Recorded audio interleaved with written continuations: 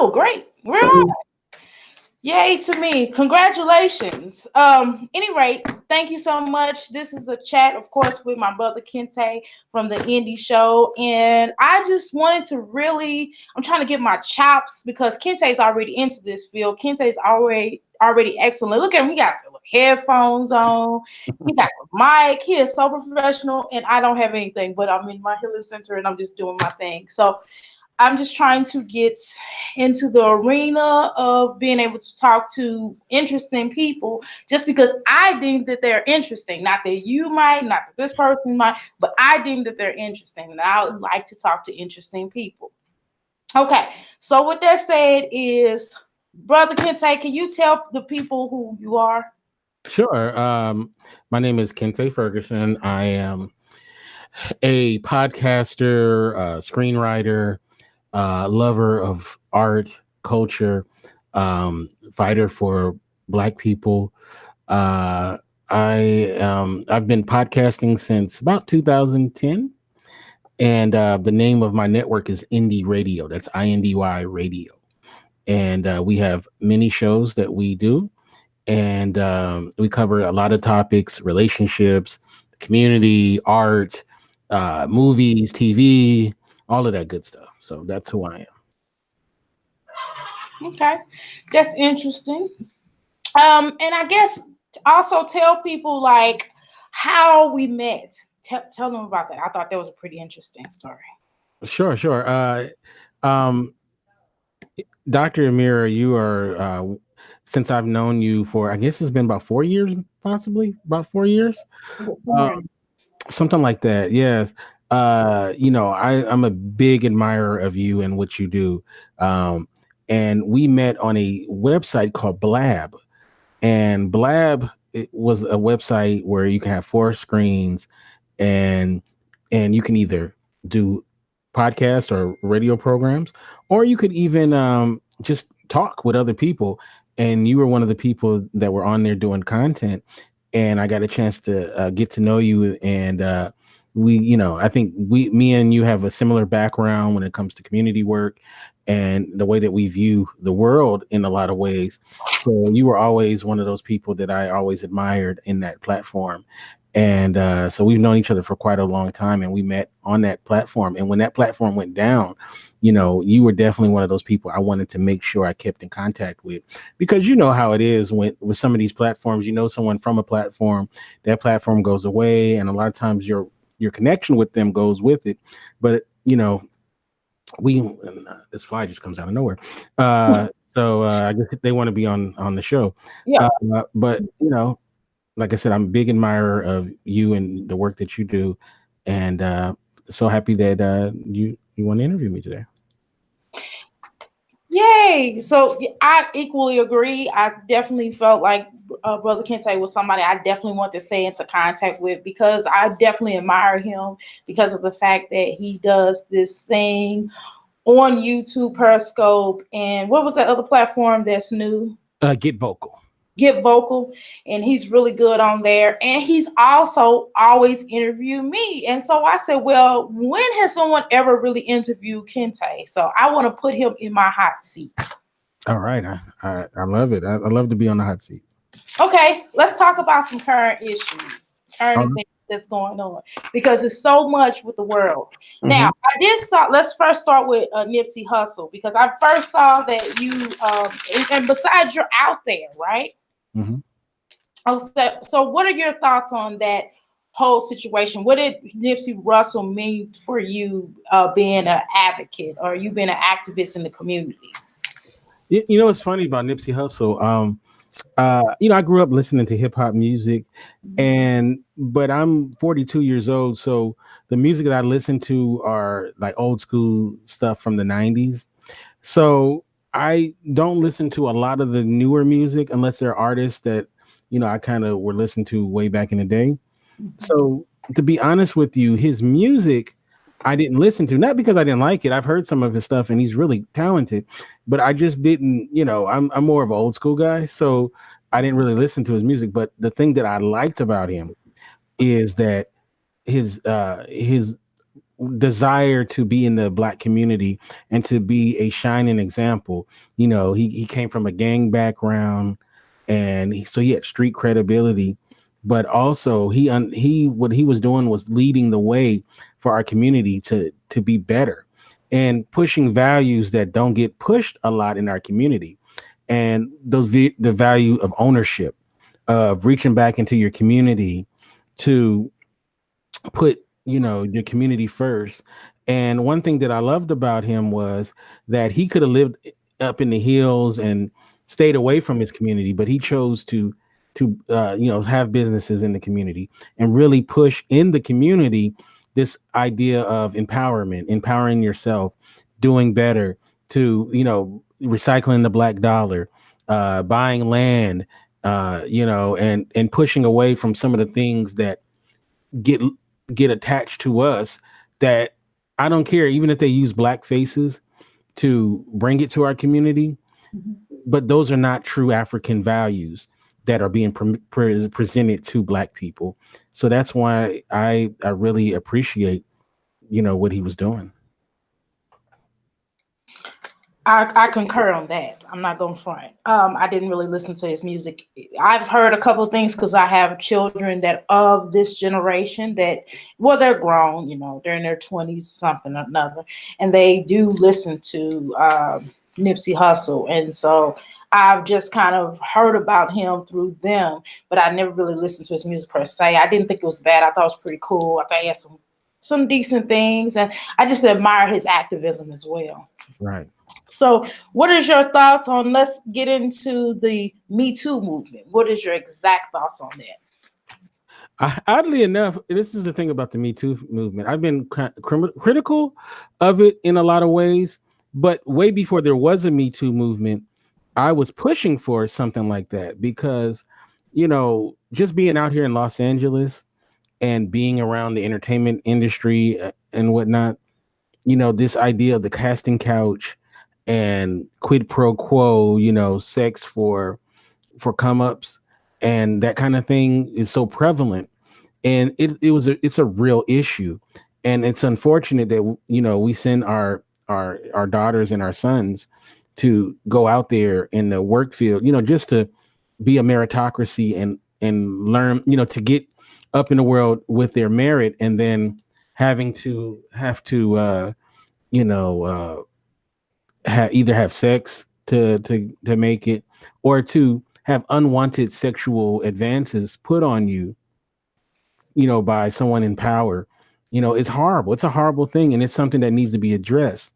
My issue with the Me Too movement is it's in its premise, it's a wonderful idea, but in its execution, leaves a lot to be desired, because what happens is the real victims a lot of time are silent, and then you have opportunists, and there's too many opportunists with very flimsy they have either real flimsy or non-existent claims that are getting the same level of attention as people who have real legitimate claims. And it's really hard to prove because it's he said, she said, you know. So just like we need to treat people who are potential victims with some sort of respect and dignity, but then there's also people who are falsely accused as well. And it doesn't do any favors to the women that have been brutalized. So we have to have a better system of discernment when it comes to figuring out who is really a victim and who are opportunists. And there's certain situations where it's clearly this person's an opportunist, and we want to act like a thing is not a thing. Like, it's okay to point out inconsistencies in someone who claims that they were abused. Now, sometimes it's a natural thing to happen, but I really believe, I was saying this just the other day, that I really feel like some of these situations should be private, on both sides. Not just that we know who the accuser is, but I think that I think they need to make this a private matter, and that because it's not fair. It's not fair that someone's reputation is destroyed and it may or may not be true, and I'm for the truth, whatever the truth is, whether it's exposing someone for what they've done or whatnot. I'm for that person needs to be dealt with, but sometimes I think they do a disservice by not really, they give too much, like if there's no evidence and there's no way of proving, and somebody seems to be obviously a someone that you can't trust, you can't give it the same weight as somebody that's more credible, and I know that's unfair and you don't want to victim blame or shame, but like I said, I think it hurts people who are true victims. Okay. Well, the next question, what do you think about the Black Lives Matter movement? Black Lives And Matter. is it still around? Okay, now you're from the St. Louis area, right? Yes, I was Okay, born and raised. so I'm pretty sure, I'm assuming, being with your contacts and stuff, the real origin of the Black Lives Matter movement, and about King Seals, Darren Seals, and all of that. And this is the thing. Like, this is the thing. Okay, I don't think I can give this conversation the justice that it deserves, but I'm gonna try to do my best Just because give your opinion. Your opinion. it's not a straight line. You know what I mean? So, and I realized something because I would try to educate people on the true nature of Black Lives Matter, and I don't, and I realized that you have to really understand a whole lot of other things to understand what I'm talking about. Um, so I'll say this: with any organization where the primary goal is social justice or helping the poor or the homeless, like for example the Red Cross, people who volunteer and who work for the Red Cross, they're generally good people because what they want to do is help their community and help people, right? So when I would when you criticize, like, say, the Red Cross or the NAACP or some of these other organizations, you're not talking about the people who are on the ground who really want to help their community and that really want to make a difference. What you're talking about is the power structure that that controls it and operates it, right? So when we talk about the Black Lives Matter movement, there's tons of people who really want to help their community. And they want to, these things were happening, like Freddie Gray, Mike Brown, Trayvon Martin, and and as especially young people, right? They want to be a part of something that's making change, right? So I'll never criticize those people, but my thing with the Black Lives Matters movement is, as as an actual organization, that I feel like it's a Trojan horse, and that I mean, know it's a Trojan horse. That you've worked in community activism your whole life. When have you ever seen a group come out to help Black people that just have all this money and all these resources just right out the rip, right? Right. It doesn't happen. It just doesn't happen. And I remember uh, very early on, they had like 15 members in Palestine, and they were protesting and stuff like that. And it's like, how did they make that happen? You know what I mean? And they discredited a lot of other organizations and a lot of other people that were boots on the ground. So Right.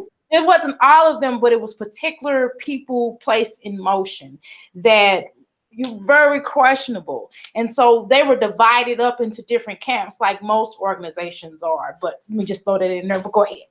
Right. No, you're 100% right.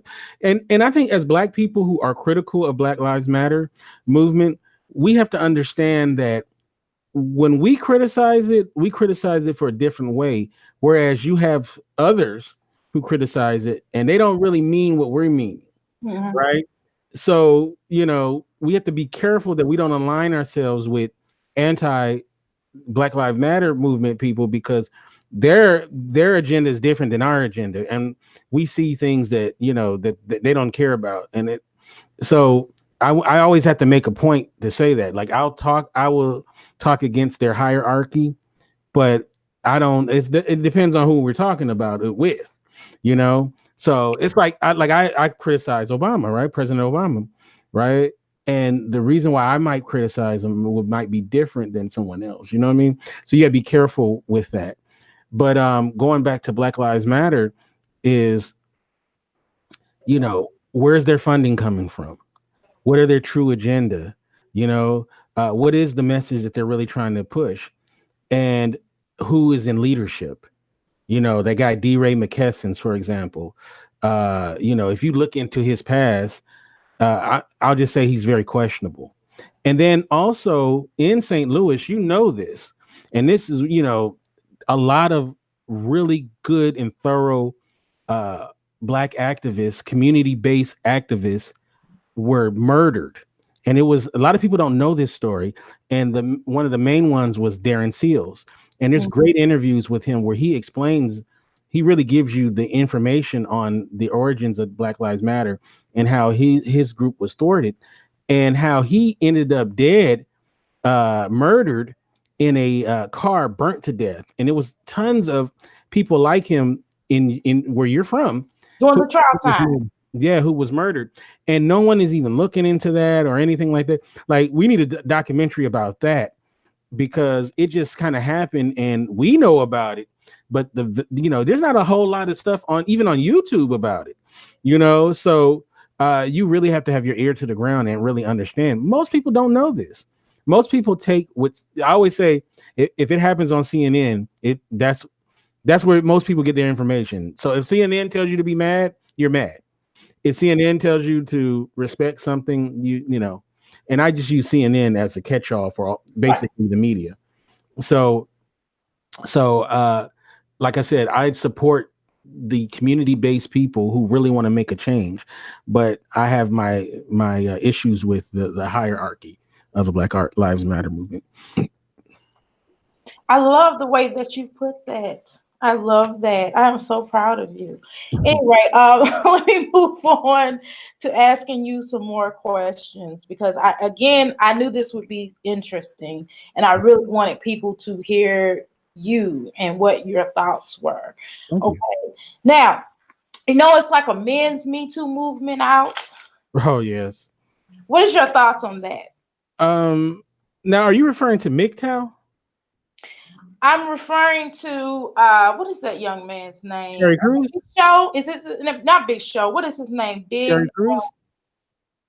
No, not him. Okay.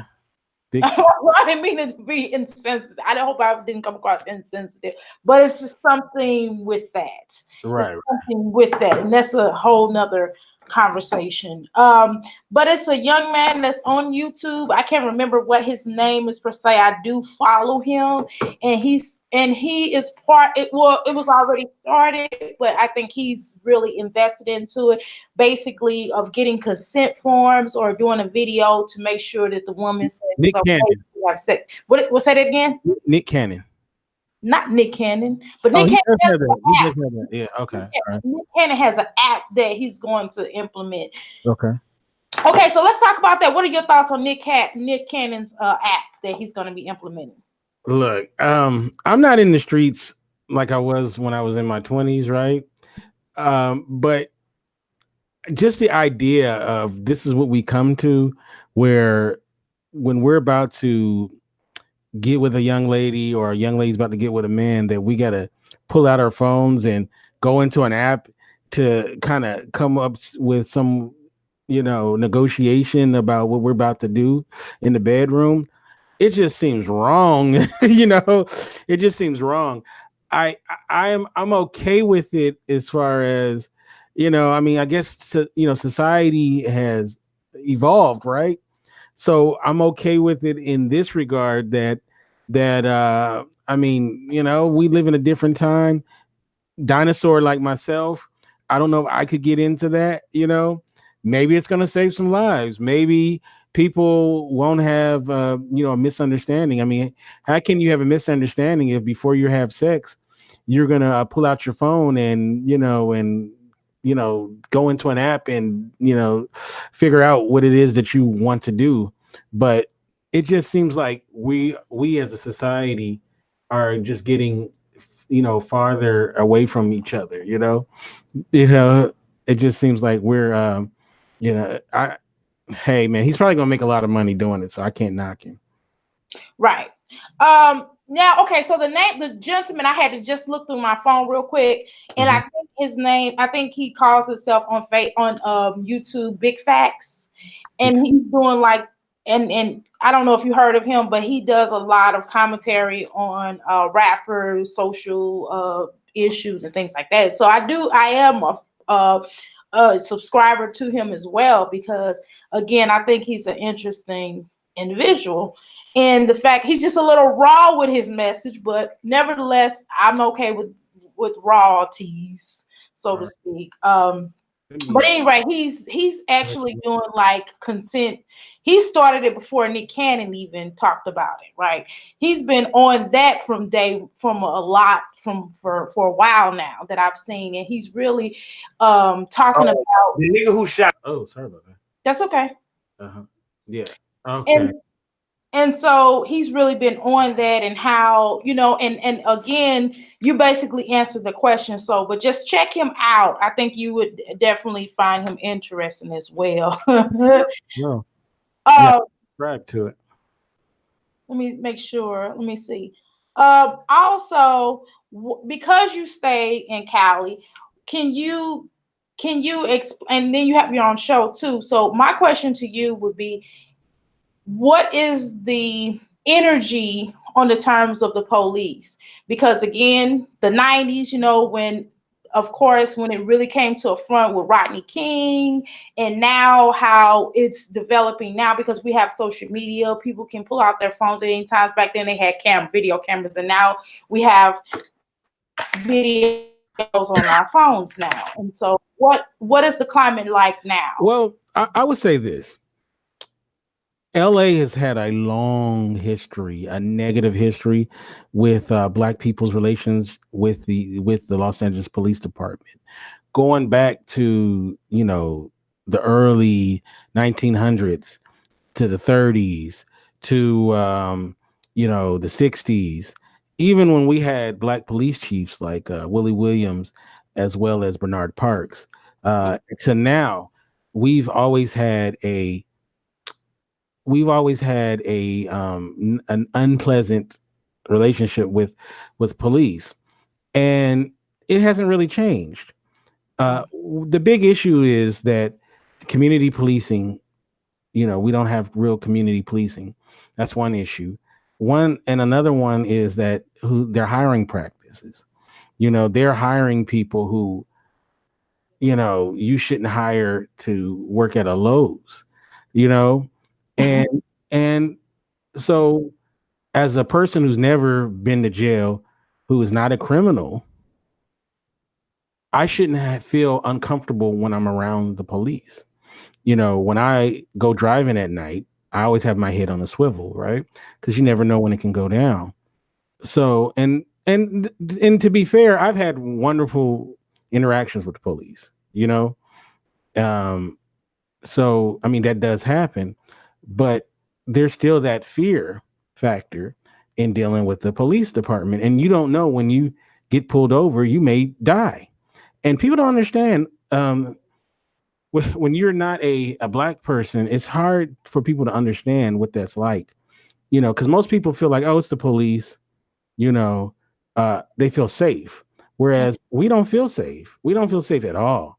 We feel like at any point with an interaction with a police officer, whether we've done anything or not, that our life is on the line. So I would say the climate has not changed at all, and I don't see it going to change any time soon. Okay, I like that answer as well. I think people would definitely find that interesting, especially blacks or non-melanated folk, because everybody's tripping about the word black sometimes. Right. But nevertheless, I think that non-melanated folks would definitely find that interesting, because I don't think they understand that. So my next question would be, what the guests, what are your celebrity guests that you interviewed and it was the most interesting interview or you learned a lot? Well, I've been fortunate to interview people who been on television and film, and also people who are big in the art field as well as in other walks of life. I would say, I interviewed Tariq Nasheed, which was a great interview. This was right before Hidden Colors 3 had just come out. So that was really cool. Um, and I admired the work that he does quite a bit. I've also had the opportunity to interview different actors like Michael Potts, who, if you watch The Wire, he was Brother Malzone, who killed Stringer Bell. Oops, spoiler alert! He killed Stringer Bell. And I remember I told him I had a bone to pick with him because he killed Stringer, and he started cracking up. He said, "I know. I mean, I was hearing it every day after that episode aired. The women especially were coming for Yep, for I was that." Right. So and I've interviewed a lot of more faces that you would recognize when because you've seen them in a lot of stuff. So and it's been really remarkable. I've interviewed directors of museums because art black. I come from a black art stand background, so I interviewed the head of the modern art department at the time for Los Angeles County Art Museum. I've interviewed the director of the California African American Museum. I've interviewed, countless world-renowned artists, Gilbert Young, Willie Middlebrook, just a slew of terrific people, directors. I interviewed Neil LaBute, who's famous for doing In the Company of Men, and he's a fantastic director, and so I've been very fortunate to have wonderful guests on my program, and it's going to keep coming. Booking is a very interesting thing because you have to deal with managers, but primarily PR people, and some are awesome to deal with, and some are not so awesome.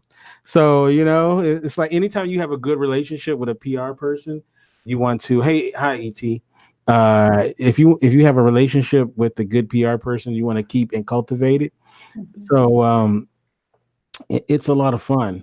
Uh, I interviewed just recently from the group Nappy Roots. Uh, Big Nap from the Nappy Roots, and that was cool. I did it on the Get Vocal platform. So I'm a big hip hop guy, so I haven't really had an opportunity to do too many hip hop interviews, but I did interview Sugar Hill Gang a couple of years ago, which was really cool. To chop it up with them, and so you know we just continue to do pretty cool stuff, and hopefully it'll just continue, and we'll keep doing our thing. And what is your favorite review? Because I know you do a lot of reviews. You do a lot of reviews of different shows, and you even got me on American Gods. I'm telling you, I've been hooked ever since I've been hooked, and I've been breaking down stuff. I've been sending you like, look, what about this? What about that? And we've been talking back and forth on that. So, what is your favorite review?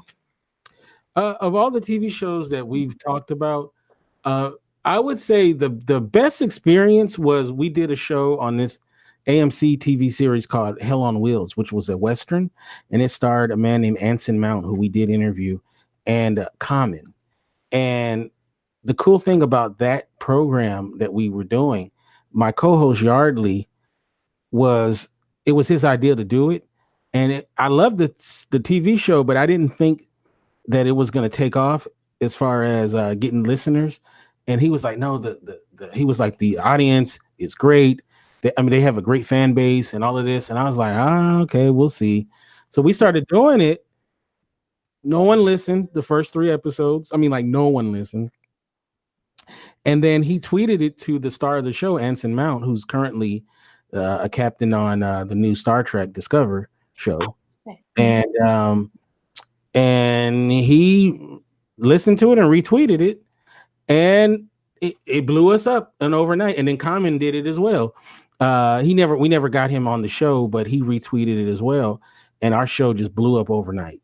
And then he came on the show. Anson Mount came on the show, surprised us, called in with Neil LaBute, who was the director of the episode that night. And then the next week we had the showrunner on, and then we just had every star from the show came on to the show, and it was really cool. And that was a great experience with that fan base. Really adopted us, and just everybody that worked on the show. We had all the writers from the writing staff and a lot of the directors and most of the cast came on to the show. And it was to the point where, because we had so many we were willing to do our show, that there were a couple of writers that was like, hey, are you gonna have me on, like that. So it was pretty cool. We loved the show, and we got so much love from the cast and crew. So we were almost like kind of unofficially the part of it in a way, because the fan base, because we were like the conduit for the fan base. And when the show was announcing its final season, the head of AMC mentioned us without saying us directly, you know, uh, which was funny. That, I mean, he could have just said the name of the show, but whatever. So so he mentioned us, at our podcast. So that was pretty cool. So that's probably the best experience as far as engagement from the fans, engagement from the show. And another show named Black Sails was really cool too, because we had a lot of cast came on to our show, and the fan was really big. The fan interaction is big as well. And American Gods, we're kind of still trying to find our way because of the hiatus in between the seasons and whatnot. But it's a cool show to talk about. Our highest rated show as far as listeners is we do The Walking Dead, and so many people like listen to that podcast. So we stopped doing it for like a while, and so many people were like, you got to keep doing it, so we got back to doing it this year, and it was really successful. But and it's fun, it's cool to talk about it, even though I'm very critical of that show at this point. But it was it's definitely been one of those shows that really pushed indie radio. So yeah, those are the good ones. Well, I know that you're pressed for time because you're a busy man, and I want to also view the show that you were talking about as well. Mm-hmm. So I just have one more question, two more questions, but I'll break them together. Hey, anything for you. Okay, well, thank you. So my question is, do you have any advice to give people who want to get in your field or genre? Sure. I always tell people this because I get asked this question quite a bit. And what I always say is, don't get into podcasting or streaming because you think you're going to be rich, because chances are you'll never make money off of this, right? There's so much content out there. There's almost no reason for someone to pay you for it. And then you have celebrities doing it, so they're already going to have a head start over you.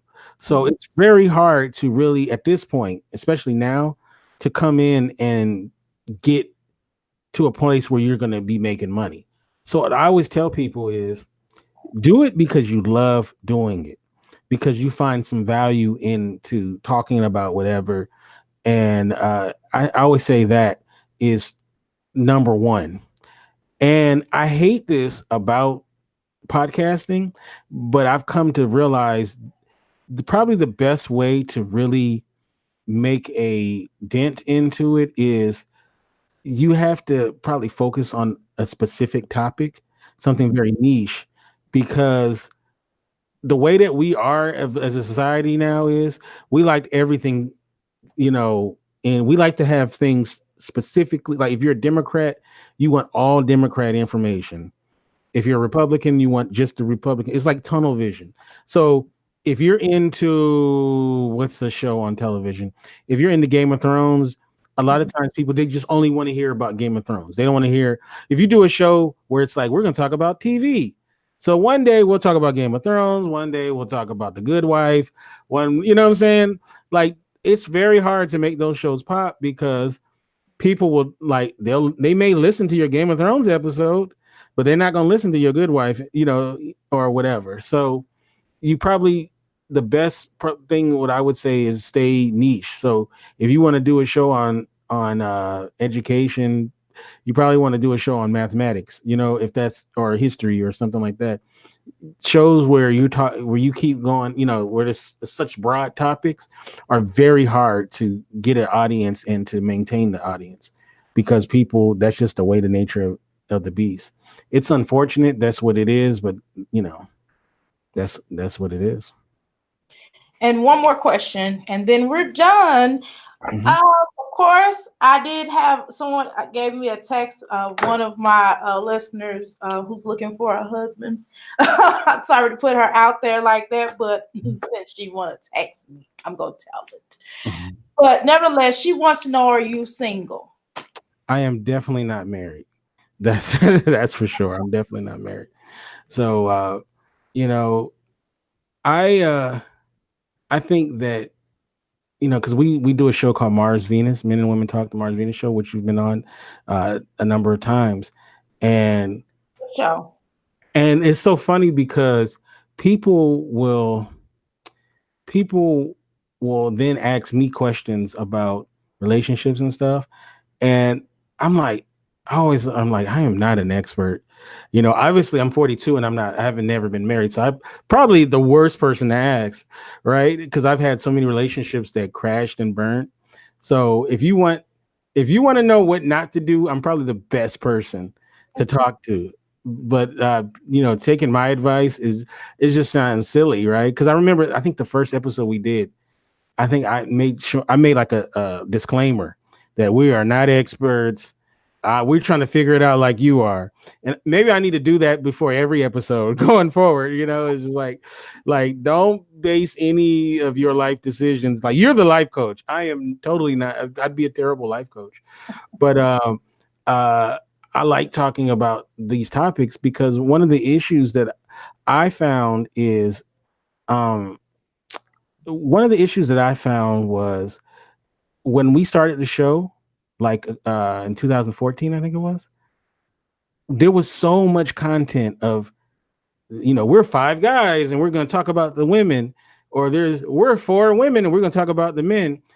And what happens, that's one reason why I'm very, especially when it comes to Black people, I'm very hesitant to really support all women or all male stuff unless we're talking about atonement. And what I mean by that is if if we're a bunch of guys and we're going to talk about what we don't like, we'll say about like Black women, for example, that's not productive Mhm. at all, and it does more harm than it does good. But if we're going to talk about where we can be better as Black men, then that's a conversation that I think has a lot of value. Um, and the same thing with women too, right? If you're gonna just do a show and it's gonna be about these Negroes ain't shit, you know what I'm saying? Like, what's the value in that? There's too much of that. So when I started Mars Venus, I wanted to have a space where men and women can come together and talk civilly about what we think about relationships, what we think about this, that, and the third, because there's too much division. There's just too much division of men and women. And yes, we're different, right? Men and women are different. We see the world differently. Things that matter more to most women may not matter to us, and vice versa. And I think that sometimes we get upset because of that fact. Mhm. And I feel like if we talk more together, then I think there's more positivity that comes out of it. And I think if you watch our show, or now you can watch it, it was just an audio podcast at first, is you don't see a lot of you don't see that. You don't see a lot of that going on. You don't really see it at all. It's almost always a civil conversation between men and women where they share ideas. And I like to believe that there's a lot of value in that, and that people get something out of that. Uh, and I feel like it's something that is necessary. And I understand the idea if you're a woman, if you are a woman, especially a black woman, this idea of, we got to promote sisterhood and all of that. And I understand black men, we got to promote brotherhood. But if that promoting brotherhood and sisterhood is not in service to each other, I have real problems with that. Like the Black Girl Rocks or Black Men, whatever. It's like if a part of your conversation isn't not necessarily what we are not doing for each other, is what I mean, what the men are not doing or what the women are not doing. I think you do more harm than good. And then what you do is you set up this scenario where it's us versus them. Right. And I don't think a whole lot of us think about that. Like I try to talk about it, and I like I said, I get it. I get it. I understand that, you're a woman and you want to see women empowerment, right? I understand that. And I want it myself. But the empowerment, part of your empowerment is in we empowering each other. And if black men don't empower black women and black women don't empower black men, our community as a whole, and I'm not even talking about just from a relationship standpoint, just from a us being in the same circle, and that's what's one of our big problems in our community is this us versus them. Now, our show is not just primarily it's mostly black people that are on the show, but it's not a black only show. But I really felt like this we have to change that narrative of us versus them. Like it's the women versus the men. Yes, I can sit there and say these women are not doing this, these women ain't doing that. But at the end of the day, though, what is that gonna get us? I don't think that that's something that is great for men or women. It's just to bash on each other. And we can bash, like, who's innocent? Who doesn't have blood on their hand? Men will complain about what women do, right? That might be real legit, but come on, we do a lot of messed up stuff ourselves. So, oddly enough, I had a guy on one of my shows in the early seasons said I was a male basher. So he's like, "Oh, you're one of those guys that hate men." I'm like, that makes a lot of sense. Like, I just tell the truth as I see it. So, and if it's flattering to us, great. If it's not, it is what it is. Do you have any lasting words or phrases you would like to say to people that are going to watch this? Because I'm going to push it. All right. What I'll say this is, you know, everything that I do with passion and love. And I do it because I have a desire to speak to people. And it's very important to me. And if you know any community I get involved with, I'm a big community guy. I love linking people together.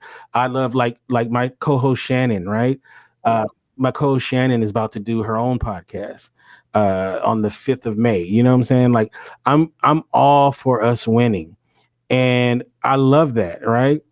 And so I feel like whatever I try to do, and especially in the public sector, I try to do with love and I try to do with dedication and I take it very seriously and I take my words very seriously. I try not to be reckless, in what I say because people do listen and it does make an impact. Believe it or not, little old me to make an impact. I've had people. I did a show one time and I'm being a little long winded, but I did I did a show on Mars Venus, and it was about the effects of the adult industry to men and women, right?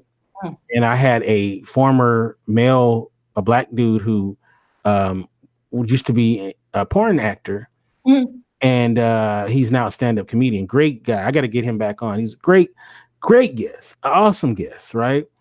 And I had a sister who's a BBW former porn actress who now does she does a hip hop podcast and she, that's what she does now.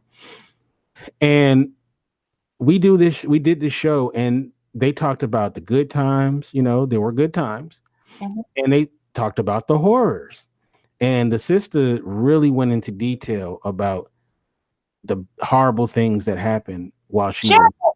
share your show in here too. I'm sorry, I should have asked you that early on. I apologize. Sure, sure. She talked about the horrors of working in the adult industry and as a black woman and as a bigger girl, and and it was it was a lot that she talked about, and it got real serious, right? I mean, we laughed and joked and we talked about adult content, but but we really talked some real serious stuff, and they talked about some of the racism that goes on that people don't realize and knows. And so, we did that show, and a lot of people liked it, and it went off very well. No, that was audio only. And then I think it was like the next day or the day after, I got an email from a woman who I never heard of or whatever. And she said, I've been listening to your podcast since like the beginning. And this was like maybe in our second season, late in our second season. And so we had done like a lot of shows up until I think that was maybe almost the 50th show, like 40 something. And she said, I love your show. A long time listener. I never, would ever think I would write or email or any, a podcast. And she said, I'm writing you because I'm a plus size black woman, and I had agreed to do pornography. Mm. And she said that she listened to my podcast, and literally she was going to do it like the next couple of days, her first scene. And she said, when I heard your show, I canceled that and I decided not to do it because she listened to the show. And that meant so much to me that, whether she did it or not, the fact that there was some value that was taken out of that, and that she made a decision that hopefully is the right decision for her, and based on some work that I did.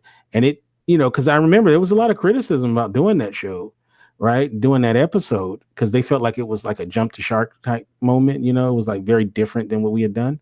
But I think once they heard it and they saw what it was, and that it wasn't just we're glorifying that industry, that we're talking about, we weren't slamming it either, but we were just talking about the truth, like giving you a behind the scenes look of what goes on there, and that this young lady decided that she wasn't going to be a part of that because of it, and it just so happened she listened to it.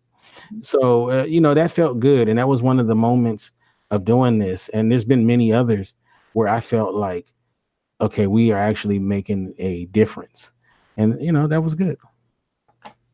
Wow, Kinte, I am so in awe of you. Thank you so much at last minute to agree to doing this show. I really appreciate you coming through for me as usual. You always come through for me. So I definitely want to thank you and just let people know that you are a very interesting person. He is single, ladies, wink, wink. So you all hit up his inboxes and give him some love because he's a great, intelligent, beautiful energy. So definitely reach out to this brother and please support his platform because he's really good at what he does. I always look at his shows, whether I comment or not, I still always support him. And I just want to wish him a great success. And also Sister Shannon, I'm going to try to hit her up on, because I would like to have her on here as well. Oh, yes. And she is awesome. And also, again, her show will be out May the 5th. So I definitely want to talk about that. It's 2 days after my birthday. So y'all make sure that y'all hit me up on my birthday, May the 3rd. But anyway, thank you so much for tuning in. And you have a blessed day. Peace, brother. Peace.